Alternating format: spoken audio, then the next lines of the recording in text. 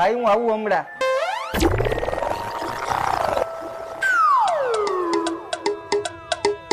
ક્યારે આવશે આનો વિડીયો કોલ? હું કીધું ને આની યારે મેસેજમાં વાત કરું.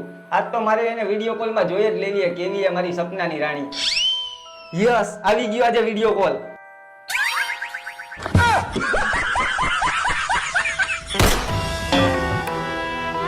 હાય દીકા, કેમ છો?